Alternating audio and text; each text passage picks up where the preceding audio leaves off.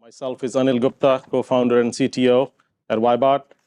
We presented here about a year ago, October 2022, and we figured, it's about time that we should give an update, of where we stand as the company and what, progress we have made on so many different things. So thank you for being here. All right, let me start off with the agenda. So we're going to basically have a quick overview because I know some of the delegates here are kind of new. Some we've known through past engagements, and some are brand new. So because of that, what is Ybot? What exactly do we do, and how do we differentiate ourselves, in terms of what the solution provides? That's what we are first going to talk about. The second thing, we are then going to cover all the new features that we have introduced since the last Mobility Tech Field Day, which was in October 22, like I said. And then we have a few announcements to make, and then lastly, we'll leave some time for Q&A. So, quick overview, just one slide, which is what does Wyebot do? Wyebot is a Wi-Fi assurance platform, consists of two parts, largely what you see over here. The second layer, let me turn on if I can use my laser pointer here, hopefully. So there is this one layer, which is the Ybot sensors, and then at the very top, we have the Ybot Cloud dashboard. So the sensors, are devices that look very much like an access point. They have, multiple Wi-Fi radios in them, spectrum analysis capability, all of that. It is a overlay assurance platform. I mean, we just heard from Cisco about how they are doing their analytics and all of that. There are scenarios where you need a overlay solution which works in tandem, in conjunction with any AP vendor, and that's what it does. The sensors, they collect data from all the different sources, whether that is Wi-Fi data, non-Wi-Fi data, spectrum analysis data, and then securely send that data to cloud using an MQTT tunnel, where our cloud engine analyzes that and then does a lot of things, profiling, finding out what the problems are, etc. So with that, well, let me move over to what is so different. So I'll just go to the techie details over here. So when I say what is so different, so we know there are competing solutions, when it comes to overlay Wi-Fi assurance platforms. And so what makes Ybot so unique? So the approach that we took was that the sensor is we designed that with enterprise in mind. And with that, we use 3 Wi-Fi radios inside the sensor. 2 of them, Radio 1 and Radio 2, which are the Broadcom 43465, those are 802.11 AC, 4x4x4 radios, Wi-Fi 5, yes. Those are passive radios, so they have no transmit capability at all whatsoever. They are fully packet capturing all the time, 24/7, and they automatically actually move with the access point. When I say move, as the access point changes channel, these radios will automatically change channels. You can set them to track an SSID or a BSSID for that matter. So for those of you, I know many geeks here, who are interested in packet captures, this is an excellent tool which is unique in the industry in terms of providing you a full packet capture, not a pseudo packet capture where you may be missing some of the transmit attempts and all of that. We get a full packet capture using these 2, Radio 1 and Radio 2. The Radio 3, that is an Intel radio. It is a 2x2x2 radio. There are 3 different flavors of the sensors that we have. The 42XX series, 4200, 4250, that is 8260 versus 9260 in terms of the radio. That is Wi-Fi 5, and then we also came up with the Wi-Fi 6, which is the AX, which uses the Intel AX200 radio for the 3rd radio. And then there is also now a Wiz 4400, which is the 6 gigahertz capable sensor. So all of these are, available right now. And you can, and the good news is actually, in our case, we don't sell the sensor. This whole solution is sold as a subscription service.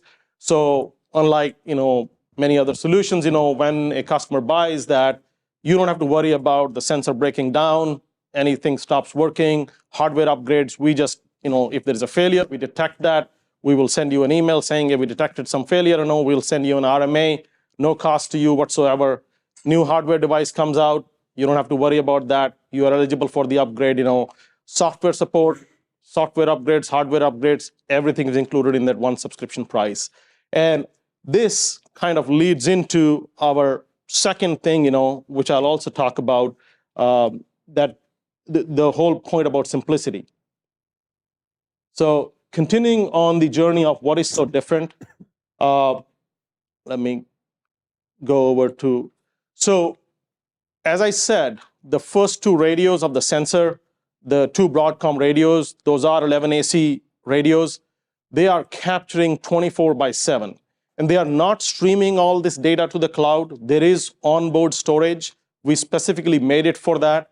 And you can decide whether you want to capture just the headers only or the full packet sizes. Depending upon what you choose, it will then, the duration of the storage will get impacted. So by default, about 3 to 4 days with the onboard storage. We also have ability where you can add a 128 gigabyte USB external storage drive, which we provide, by the way. And there is a reason why we provide that. You just cannot go to the Best Buy and buy something and insert that. The reason for that is we did a lot of study about when we are writing packets very quickly to USB storage, the read and write capacity, how many times you can write before it fails, the MTBF, the mean time between failures. So we actually chose a USB adapter, and we have our own micro SD card that goes in that, which is industrial grade, which is capable of like 1 million reads and writes or whatever. We actually tested that, and so to make sure that you're not buying the $5 USB drive, it is custom tested by us, and we provide that if that is needed. The other thing about the historical PCAP, the packets, we do not decrypt the packets at all. So for those concerned about security, we are not decrypting. The packets are saved just like that. When you do need those frames, you can go to our cloud dashboard, say, pick a sensor, pick the radio from which you want to grab the packet capture, and you can say, okay, last Wednesday from 9 a.m. to 10 a.m., send me a trace. And it will then upload that trace to our cloud dashboard, and you can download that from there. And again, I am saying this over here because I know all of this audience especially is, very deep into, like many people say, all of us say packets don't lie. And if you ever want to look at those, so those are certainly available. And that is unique. And I reemphasize the fact, the uniqueness of that is it is true packet capture, not missing any kind of, when the radio is transmitting. I know being an AP, you can do packet captures, but when you're transmitting, you lose whatever is going on in the air because you don't transmit and receive at the same time. Whereas we, like I said, the two radios, 1 and 2, those are completely passive, no transmit antennas in that sense at all. And as a matter of fact, to that point also, we have 10 antennas on the sensor, 4 plus 4 plus 2. 4 for the radio 1, 4 for radio 2, and 2 for radio 3, which is transmit and receive. And that radio 3, that one is multi-personality. Multi-personality in the sense that it has 3 possibilities or 3 modes of operation. It can do pure packet capture, which is the default mode. It can also be used for Wi-Fi backhaul. So our sensor, normally we recommend that you connect via the wired Ethernet port, so that we don't create additional traffic on your network. But for those situations where there isn't wired Ethernet available, PoE available, you can use Wi-Fi for backhaul services as well. Yes, sir. So as related to OFDMA and being a sensor not directly the client or the access point, how are you handling different size RUs coming in and pulling the packet captures out? Yeah, so that is a limitation, meaning in terms of, we won't be able to do all of them, so it'll be one only, one RU only, depending upon, and what you can do is, you can certainly set, we don't limit what band you set what radio to. By default, like I said earlier, the sensor will kind of, tweak itself to the default configuration, which is 1 radio on 2.4, 1 on 5. but you have the ability to set both on 5 or both on 2.4. And in those cases, you can get, when I say multiple RUs, but multiple RUs across the 2 radios. I mean, that's a limitation, of any sensing product in that matter. If you want 14 channels like the Pineapple claims, you will need 14 radios, but then you run into those PoE challenges. How much can you afford to have in terms of radios? So yes, but the advantage, like I said, is when you set the sensor to both to 5 gig, and even when you set them to auto channel mode, they will make sure that they're not latching onto the same channel if you want it that way, or you can absolutely set the channel manually on the sensor dashboard, certainly as well. Are we able to get those packet captures on 6 gigahertz also? Yes. Okay. Yes. Okay, I think we covered. Any questions on the packet captures, because I know that is of extreme interest. Is that just like a rolling capture? Yes, it is a rolling capture, yeah. So what we do is basically on the sensor, we are saving 30-second chunks, but when you say, that I want a full 30 minutes or 10 minutes, 20 minutes, whatever, we do all the reassembly and all of that, but we keep saving in 30-second chunks, on the sensor. So it is a rolling, packet capture on the sensor. Anybody else? Good. Okay. So this, I again, a lot of emphasis on simplicity. We having come from enterprise companies, all of us, we know everybody talks about simplicity. When we designed the solution, like I hats off to, and this actually came from our good friend Steve Jobs. We learned from the leaders, and like Steve Jobs said, simple can be harder than complex, and it is true. We designed the product from ground up to be very, very, very simple to use. And the reason I say so is we know the number of CWNEs across the world. Count is very limited. So even in the US versus the rest of the world, so it all comes to scalability of assurance and troubleshooting. And we heard in our previous talk from Cisco as well, how they are trying to do their part, and we're trying to do our part in terms of there are, just like in the AP world, there is various notions about some are cloud, some are hybrid, some are on-prem. Similarly, there are some who say we need a sensor, and some who say no, I'm happy with what we got. So the point is there is a solution, and when there is a solution with a sensor, it's got to be easy to deploy. And on the case of our sensor, there is no serial console at all, nothing to configure whatsoever on the sensor. There is just simply an Ethernet port. You plug that thing in, and that's it. Like, we don't allow any configuration. There is no SSH access, terminal enabled, none of that business whatsoever. No, there is no, it just auto configures. Whatever you do need to do, if at all, you can do that through the cloud, but even through the cloud, there isn't much of per sensor configuration, because the only thing we ask a customer to do is when you want to use the sensor for synthetic network testing, which is the third role of the third radio, the Intel radio. In those cases, we do need the credentials of your network, the SSID credentials, and that's about it.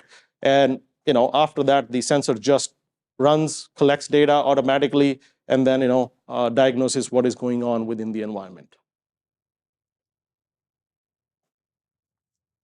All right. Like I said, it does require DHCP and internet connectivity. Okay, and there is a full suite of synthetic network tests. We have, I think, 11 of them right now, and we continue to add more. Starting all the way ping, standard network discovery using Nmap, the application testing. You can do all kinds of Office 365, Salesforce, etc. tests. The standard speed test is available. If you just want to monitor a specific device using regular pings, you can do that. Nmap for port scan. There is iPerf testing. If you want to stand up your own iPerf server, you can do that. We, again, thinking from a simplicity perspective, we make it such that if you have multiple Ybot sensors in the same location and you don't have a techie IT person staff on a remote site, you just ship them two Ybot sensors. one of them can be made to become an iPerf server, and you can now just run the test against that iPerf server. Reason being that, while if you're on site, you can certainly set things up. We all know that. But if you are trying to troubleshoot a site in Singapore, Australia, for that matter, and you're trying to do that from here, you don't have a technical person over there, and you just say, okay, here's one Ybot sensor acting as a Wi-Fi client, and here's one Ybot sensor acting as a iPerf server. And now you've also eliminated all the, not nuances, but variables that could otherwise be impacting the WAN, link, etc. Those you can eliminate. This has .1x support? Absolutely. Absolutely, yes. We actually added and enhanced more of that in recent releases, but yes, absolutely it has. .1x with MSCHAP v2, TTLS, TLS, all of that is available, using certificates. .1x on the wired side as well, or? That's no, not today. It's okay. No, not today, but we have gotten a few requests, and I would say, to be honest, it has made the list, then dropped the list, made the list, dropped the list. It may come back. It all depends, how many people really are doing that. There is a couple of those kind of features, 1x support, VLAN support on the wired side. We have absolutely, added support for both wired and wireless, but some of the extra features like VLAN support on the wired side and 1x authentication on the wired port, those are things, which are very much in range. We can do. It's kind of business driven. If a lot of customers start asking for that, proxy is another one, that some people ask for. Oh, can you have proxy support, on the LAN port as well? And DNS performance test, which is focused solely on just testing the performance of the DNS server. The way that one works is, you get basically using DHCP all the list of DNS servers, and we run a test against each one of them and then plot over a period of time, so you can look at that. Link Doctor is our flagship test, I would say. We trademarked that. It's a 7-in-1 test, which basically does a complete suite of, can I connect to the Wi-Fi network? Can I get an IP address? Then can I ping the gateway? Can I ping the DNS server? Can I resolve using the DNS server? Can I really get out to the internet? So it is very, very useful. And this one, especially useful because we added even more capability to this, whereby you can say to this test, I want to test an AP which is like 60 feet away or 200 feet away, because you can specify how many APs you want to test. You can also say how many bands do I want to test, and so it can be as specific as a specific BSSID, or it can be as generic as I want to test 3 APs in the vicinity of this sensor, or 6 APs. And for example, if you say 6 APs, both bands, it'll actually go through 12 BSSIDs for that given SSID. A1, B1, A2, B2, and like each one of them, cycle through each one of them. What about chaining tests, or allowing one test to influence the next step of the chain? Hey, ping this host. If it's down, then go do a speed test. So yeah, that's a good point. We haven't done that for just like we've done for Link Doctor, which is a chain test. I think that's a good suggestion. We can certainly look at that. It is piecemeal in a way, but then we also have signatures, and alerts, which we also recently added, which all help in that direction. But I understand your point. Oh, like if you see a deauth attack, then go do this. Well, like that, so we have recently enhanced or overhauled our notification system completely.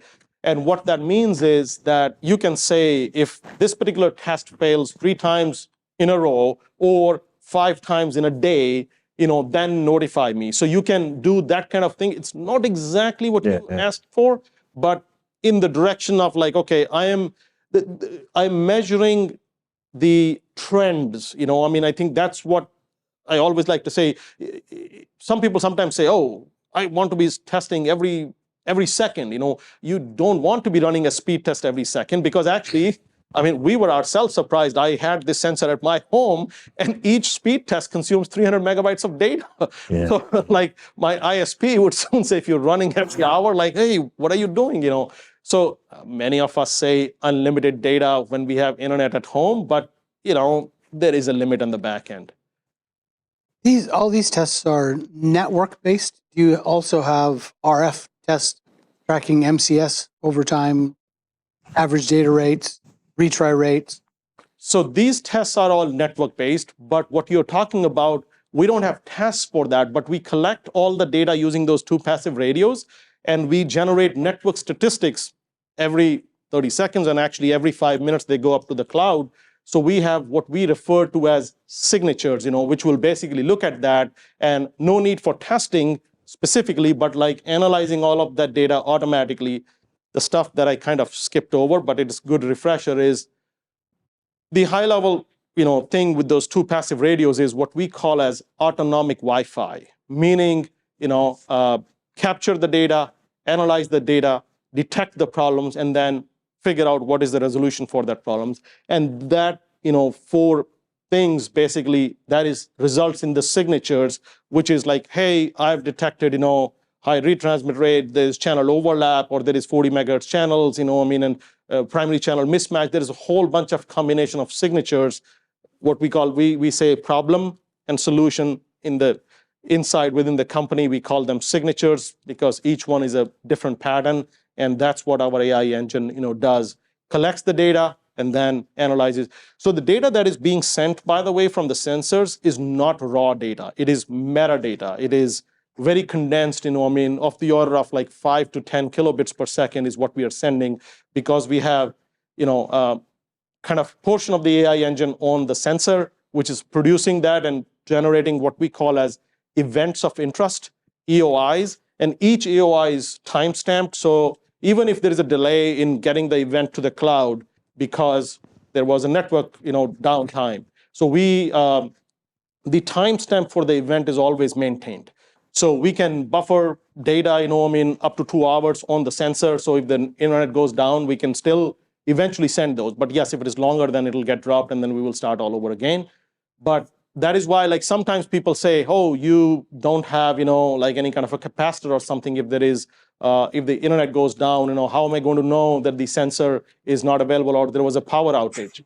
The way in our system or on our solution that works is we have heartbeats going on, of course, between the sensor and the cloud. And the moment the cloud stops getting the heartbeats, it will then change the state of the sensor to say it is no longer reachable, and then you can be alerted about the non-availability of the sensor. And also it can survive like internet flaps. If you were having a flappy internet, but it can still send out data because it is able to buffer that. And we've added a couple more tests, video conferencing test, the Zoom and Microsoft Teams and all of that. We have general tests for those, and we recently also added a voice test as well. Okay, this one is I hope, yeah, this screen is clear. It's describing primarily the voice test, but video test works very similarly. Basically, what we are doing is we are simulating voice traffic by sending UDP traffic 64 kilobits per second. The packet size can be customized, from any size. And then we measure, the round trip delay, the throughput, the percentage packet loss, the latency, jitter, all of those parameters, and then translate all of that into a MOS score. And eventually, because we are so driven by simplicity, we, again, translated that into common man language to say good, bad, poor, fair, excellent, etc. But again, for the techie geeks, all information is available. The default view is the common man view, where you just get poor, excellent, etc. But nothing is lost. You can see if you want to look at latency chart over a day, week, month, you can look at that. If you want to look at MOS score, day, week, month, all of that is certainly available as well. Okay. We recently, you asked Sam, the interface, wired and wireless, we added some features, whereby any test you can change the interface to go from wired to wireless, wireless to wired. And you also have the ability, when setting up a network test, you can say, I want to run the test on both interfaces as well. So you can do that, wired, wireless, all of that. I won't go through all of these, I would say, tiny features, but we added a lot for kind of enterprise asks and enhancements. There is like common action menu. I'll skip over some of these. This one is kind of interesting. I'll just cover this one. The network test smart scheduling. So what was happening was we were running, a lot of our customers were running speed tests across all their sensors. multiple sensors, in the same location. And because they all run at the same time, and if they got like a gig pipe or a 10 gig pipe, whatever, they were saying, oh, we're not getting the max throughput, because they're all going at the same time. So what we did was we kind of did some kind of smart scheduling that for sensors that are in the same location, they are now kind of slotted. So this example shows that if you're running, for example, the test every 10 minutes, and there are 26 sensors, sensor 1 and 25 will run in slot 1, but others, like, they will just spread out. They will take the slot so they're not running all at the same time. So that just, simple enhancement about the start time, but it helps to, get better results. So I will skip over this one as well. This one, I think, is the one you guys will find the most interesting, WPA3. Everybody is talking about 6 gig, and I have learned a lot from the WLPC conferences, Keith, that you do. So kudos to you and all the presenters as well. What we did over here was, again, our objective is to go with the, simplicity. Like I said, not an afterthought. Every time we come up with a feature, we first look at how can the common man use that, right?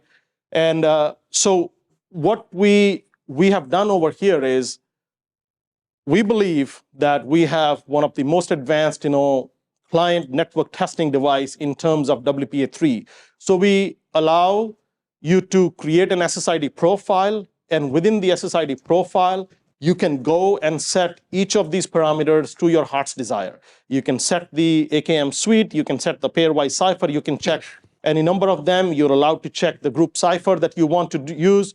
You can set PMF capable required. So as you guys are testing, interoperability of devices that are upcoming, especially remote devices. Oh, when my SSID was set up this way, if the client was behaving that way, and that way is what you can configure here, this configuration that you do on the Ybot sensor SSID profile gets pushed to the sensor, and the sensor will then behave and present those AKM suites, present those pairwise ciphers, to the SSID and say, and then you can figure out, hey, does it connect or does it not connect? And we will report all those errors to you. So this is very.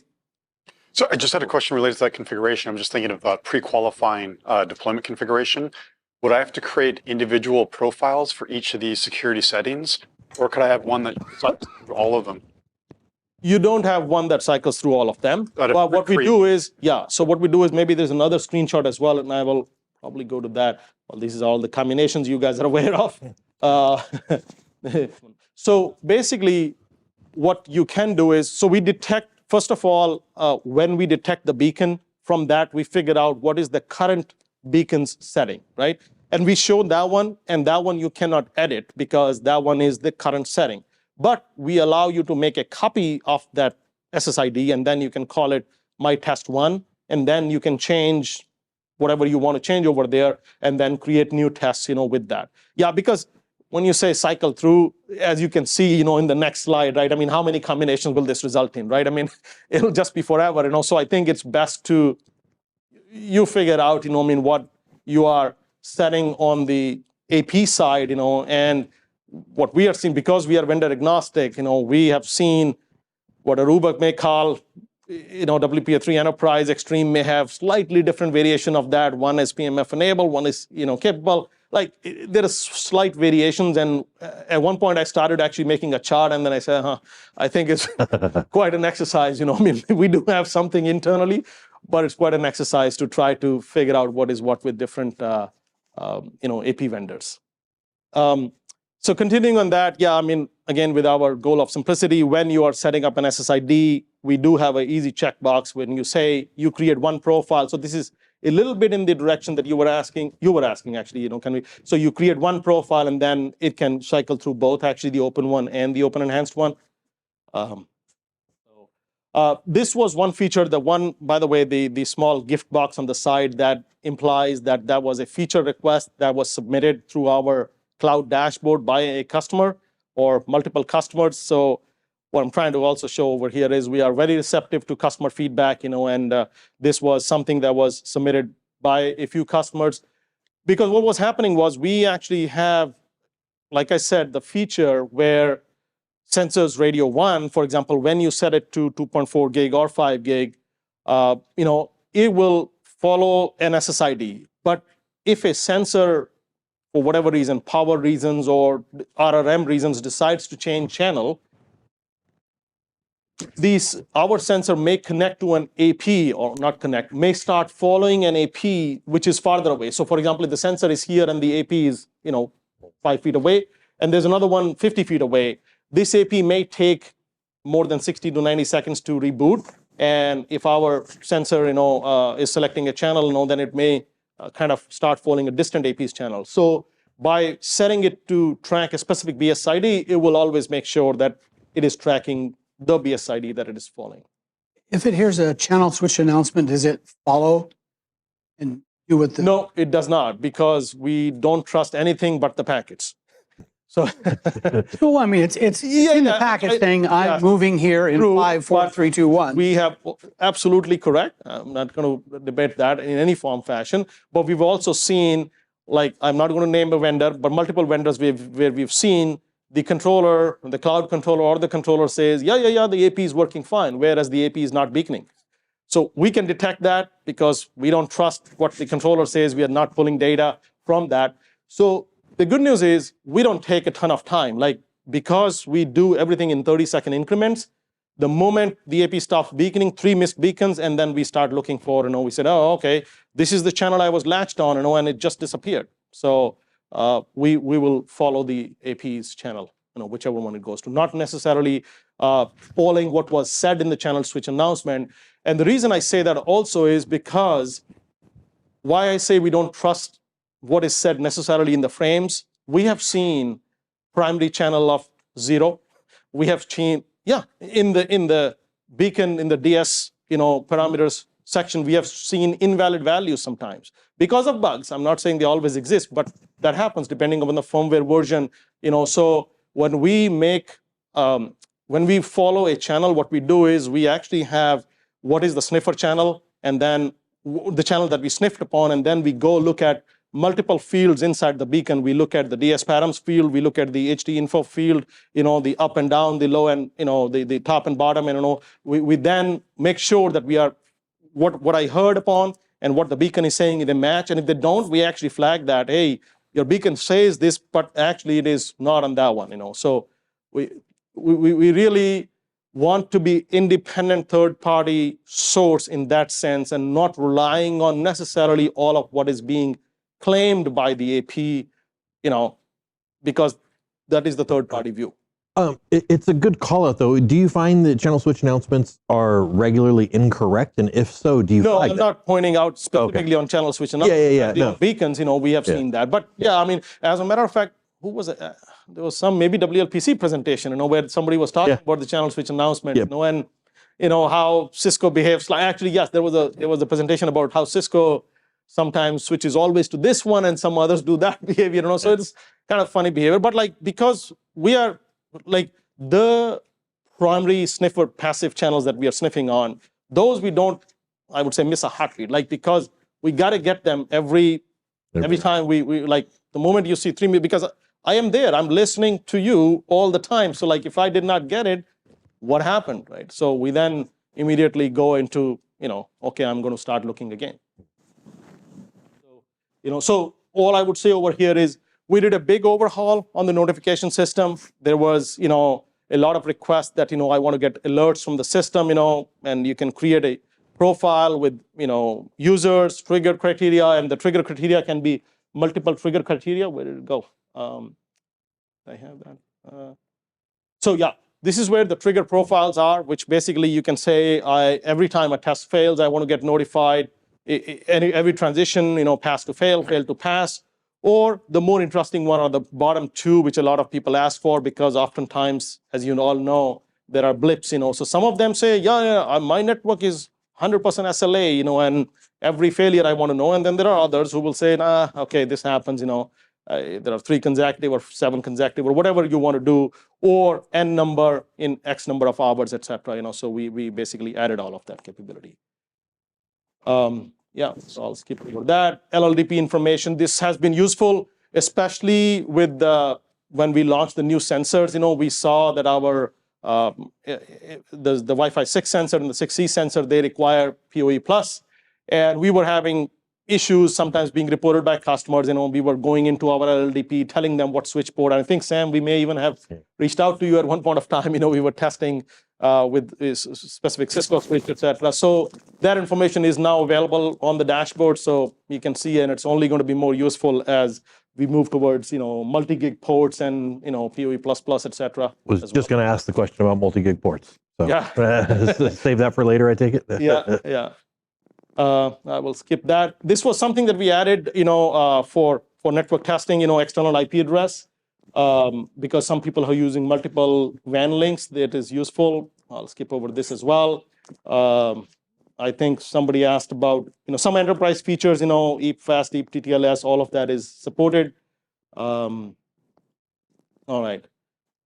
One out of all, this is a release that is coming out this weekend, all of these things I will talk about one, which has been our, I would say we get the most support requests on that feature. The top one, which is disable LAN port flapping during network tests. So when we run network tests, on the Wi-Fi interface, we used to and still do, we bring down the Ethernet interface. And there is reasoning about, you could argue both ways, and we can have, 5-hour-long discussion on that. But the point is, we said, okay, we're not going to rely on any kind of IP routing and DNS and this and that. We're just going to bring down the interface and act like a pure Wi-Fi client. But we've also seen some people said, oh, your device is faulty. Every 20 minutes, it just keeps sending me SNMP port traps. What the heck is that? Right? So we hear that, and we finally are adding support for this. And we will leave the other option. It will be configurable. The default right now is going to stay what it is, but a couple months down the line, we may change the default, and then you will have the option if you prefer to disable because when we do this disable LAN port flapping, there are several tricks under the hood, right? About IP routing, you disable the DHCP client, you want to make sure you get the same, there's a whole bunch of tricks. We've been experimenting and we'll continue experimenting. It works right now, but I'm sure we are going to learn more as it gets deployed into the field, Thank you for this, by the way. Is this configurable per test, or is this like a global option? At the moment, it is global per the entire customer base, but okay. We will be open, we will wait for customer feedback. If you want to do it on a per sensor, per location, all those are options. At the moment, this is a setting which is at the top level, in most organizations, it's like, okay, it gets applied everywhere. Either you like it or you don't like it. All right. Real quick, I can't remember if you mentioned this before, but can the sensor just be a iPerf client and then connect to one of our iPerf servers on site? Absolutely. Okay. Yeah, you can do that as well. You can select manual, and then you can configure it to whatever you want to do as well. Okay, so we have, like I said, a couple announcements, as well. We are now on the Cisco Meraki marketplace. So that is that partnership, and then we have a collaboration with Intel going on as well. You actually heard from Minsei just an hour ago that they have this data, special data, which is coming over the air largely. And in our case, I'm going to move ahead and then talk about that in a second. So we are now listed. If you go to Cisco Meraki marketplace, we are listed as an approved authorized solution partner with Meraki. What that means is that if you are using Cisco Meraki infrastructure, we are able to use the Meraki API and get additional information from Cisco Meraki and enhance, whatever we show on the dashboard. And we'll continue adding more. Today, we do get a bunch of information, and we'll keep expanding that to enhance whatever we show. Like, for example, I think Minsei talked about that they know it's an iPhone 15, 16, et cetera. That is not all the information that we have. Some we do using the profiling we can generate, but if they have better information, we can certainly utilize that and show that on our dashboard as well. So this is only for Meraki. There's no DNAC or. No, this is only for Meraki because Meraki has an API which we can pull from. So we also have our own API which people can pull from, if they want to export data from our dashboard into something else. But we now allow, that if you are a Cisco Meraki customer, you can put an API key into our dashboard, and then we log onto the dashboard and basically using REST API, pull various kinds of information from their dashboard For example, client device names, we can pull that. We may get some, we do a lot of tricks on our side, like DHCP snooping and a whole bunch of things. But, if they also have it, it's a, better together kind of a thing. I am just going to do. How long have you had that API integration? We became, it happened very recently within the past month. Okay. Yes, Okay. yes. And the second one, we have basically what we collaborated with Intel, to basically get a lot of data, which is available only to select partners. So we are one of them, and we have worked very closely with them to define what data should be collected from the Intel driver. This is only a sample of what we are able to collect. Roaming reasons, you heard that from Minse. There's available beacon miscounts.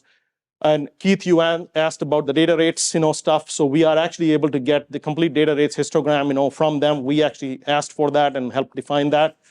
Detailed scan data, what you are doing. If we wanted to, we can literally force a scan, but we're not going to do that, because we know how disruptive that can be. But the point is, when the driver is doing that scan, we will get that information, what triggered that, all of that. The transmit attempts that it's doing when it's changing data rates, how many, on what data rate happened, we have all of that data. So this is a sample of the detailed advanced telemetry information that we have access to, working with Intel.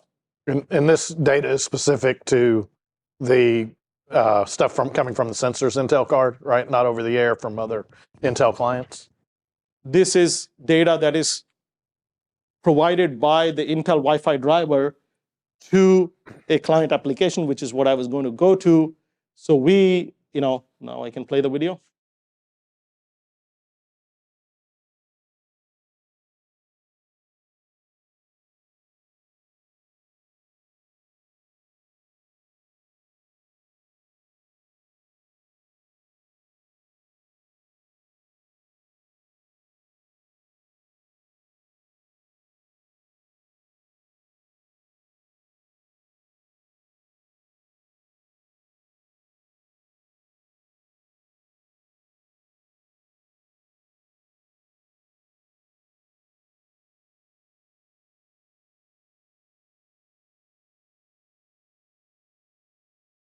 So basically, we are launching this client application, which is a Windows application that, to your question, how does it get the data?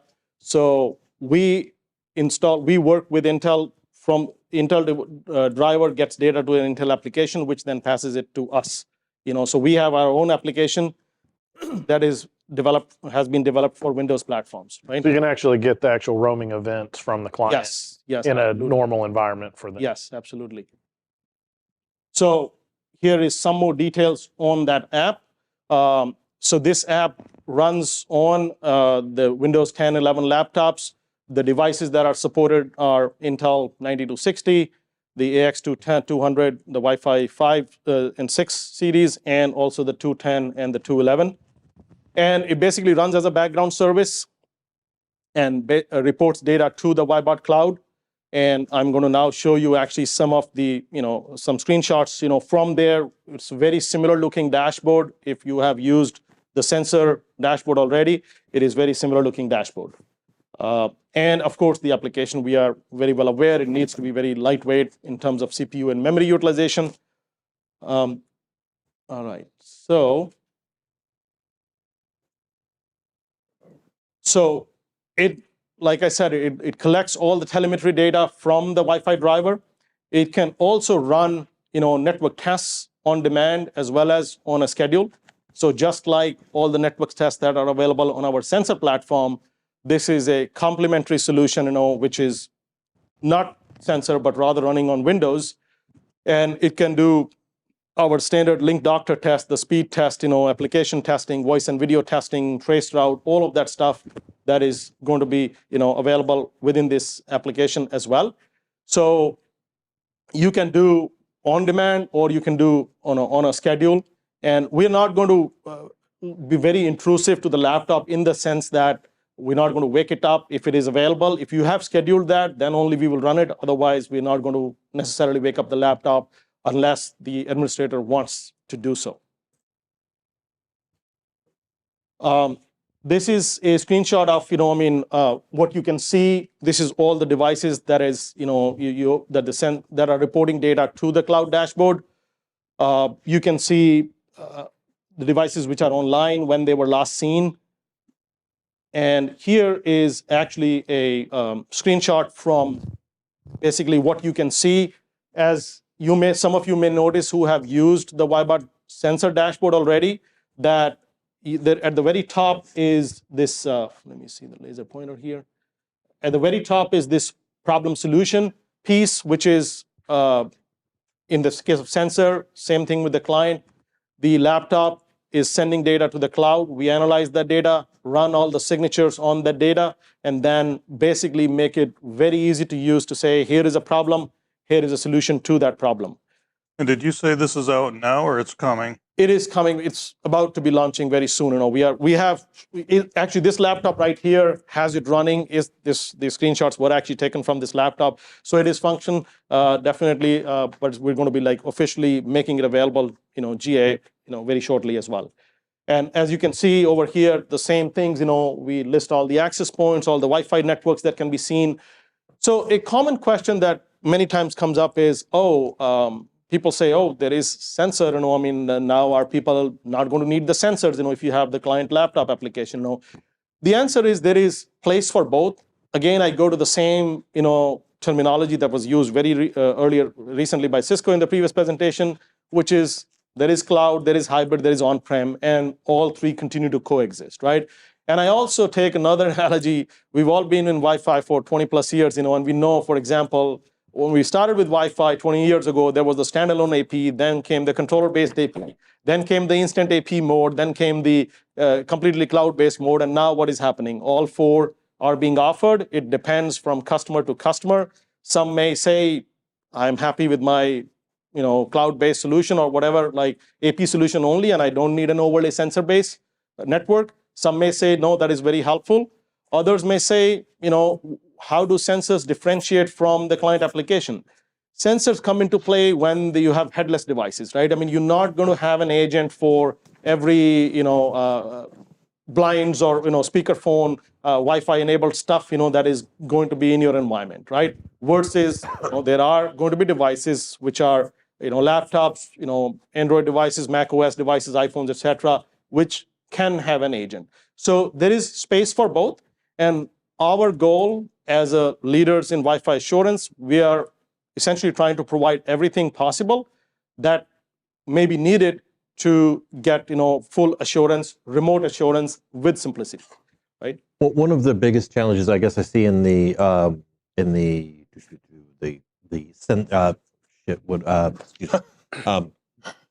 deploying an agent on a laptop is that organizations that build those products, they tend to build one and then abandon every other single client in the industry, so nobody adopts them all.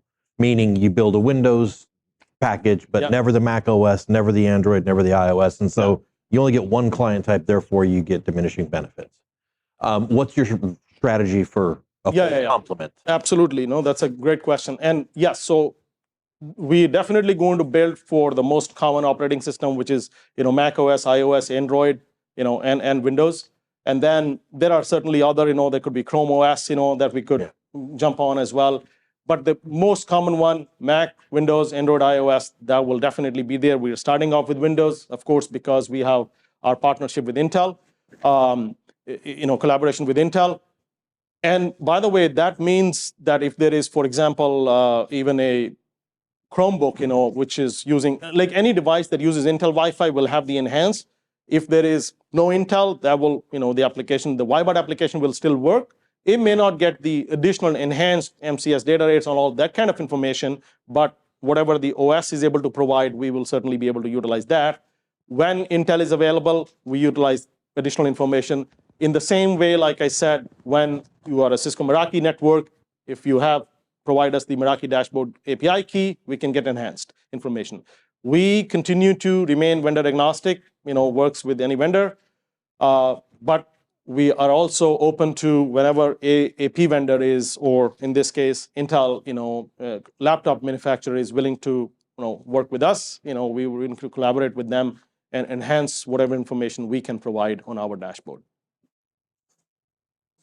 So an example, this is a simple example. Some of you may have seen, like for example, if somebody's working at a coffee shop, and having issues, this is just one example, AP in 240 megahertz operating in 2.4 gig band.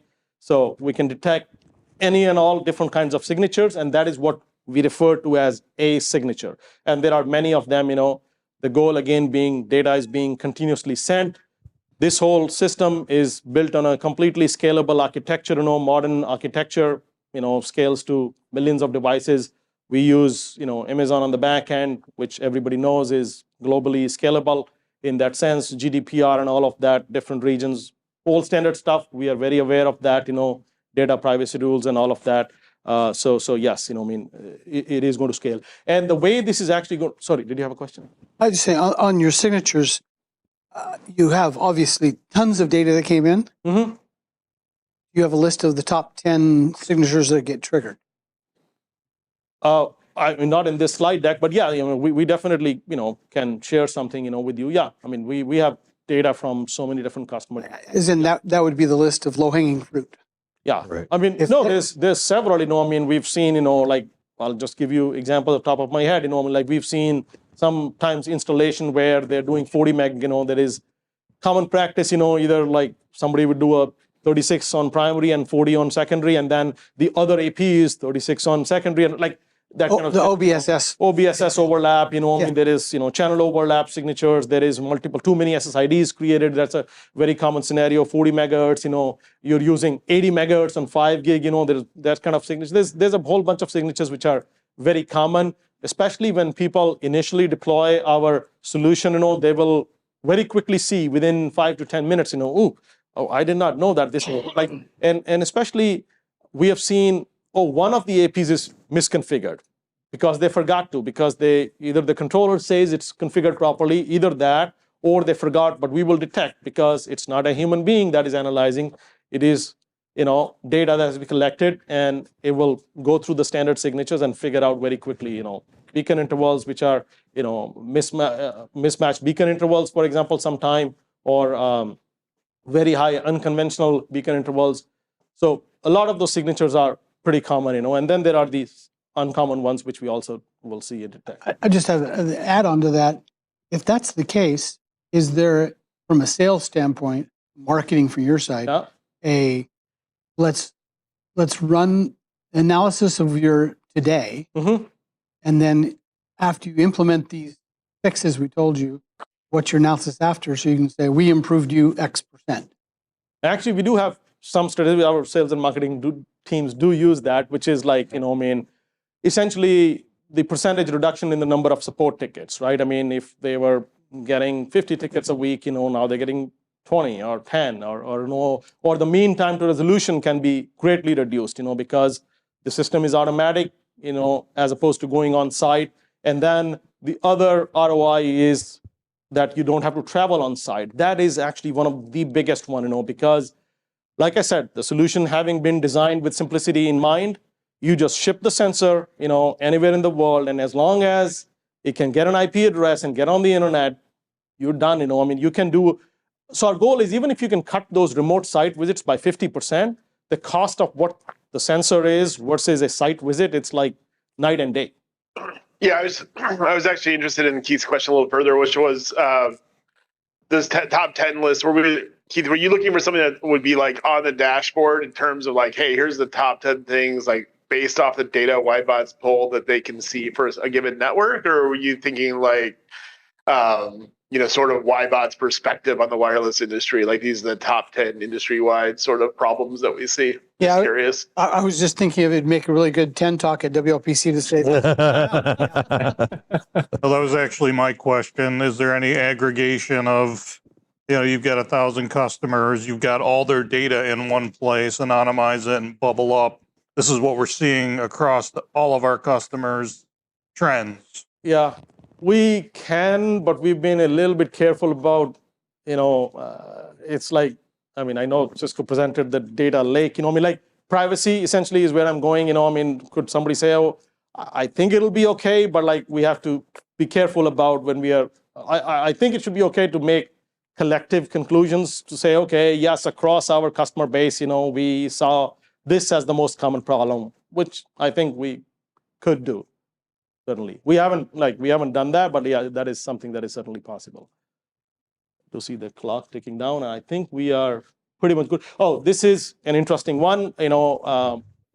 It's actually the thing that you may want to notice over here. You saw roaming reason. Actually, one of the things that was talked about by Minsei as well. And if you see the Wi-Fi connection section here, it says better AP found, right? So the client roaming reason is a very common one. Of course, that only the client knows why it actually roamed. And so this is just an example to say what kind of information is available, from the client's perspective, and we intend to show more and more over here. This is just a quick sample of what are the capabilities, driver version, OS version, and then roaming reasons and data rates, all of that. On this, if I had a Intel box with your agent running, is there a way that you could tell the end customer, the actual human driving that box, you don't have a Wi-Fi problem? Because a lot of the support calls is Wi-Fi sucks, and then you could actually say, actually, it's not Wi-Fi. Your DHCP. I mean, even at your simplicity, red, yellow, green, give them something quick. So right now the agent is a silent agent, but we are absolutely open to, and we are wanting some feedback from the industry as well. Do they want? Some customers say, I don't want my end user to know that there is an agent running, and some are the opposite. Again, so either one is possible. At the moment, it's a silent agent, but it can be made to very easily be interactive and show pop-ups, etc. That's not an issue at all.